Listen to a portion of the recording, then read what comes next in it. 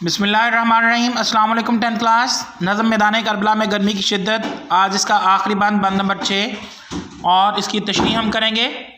बंद नंबर 6 है, गर्दाब पर था शोला जवाला का गुमा, अंगारे थे हवा तो पानी शरर फिशा, मुँह से निकल पड़ी थी हर एक मौज की ज़ुबां, तय पर थे नहीं और मगर लबों पर जां, पानी था आग गर्मी रोज़े हिसाब थी, माही जो सीखे मौज तक आई कबाब थी।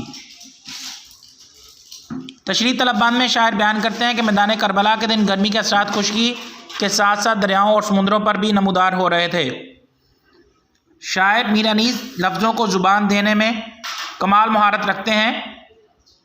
तमसीलात और इस्तिआरात के इस्तेमाल के ज़रिए उन्होंने कमाल मंजर कशी की है।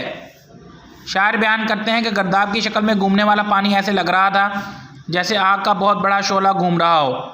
पानी की सतह पर उभरने वाले बुलबुले जलते अंगारों का मंजर पेश कर रहे थे। दरिया का पानी चिंगारियां बरसा रहा था। पानी जो आग की ज़िद है आज गर्मी की शिद्दत की ज़ेर असर खुद आग बरसा रहा था।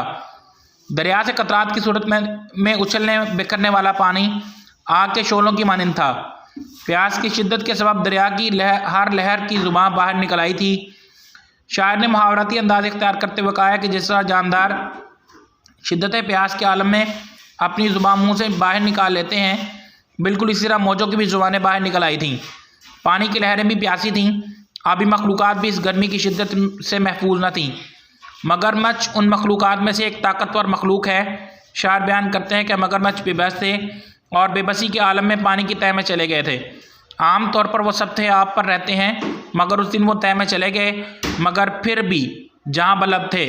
बकौल जमील मजहरी, समक से समा तक तपश ही तपश है, समक से समा तक तपश ही तपश है, फ़ज़ा से खुल तक फ़ग़ां ही फ़ग़ां है।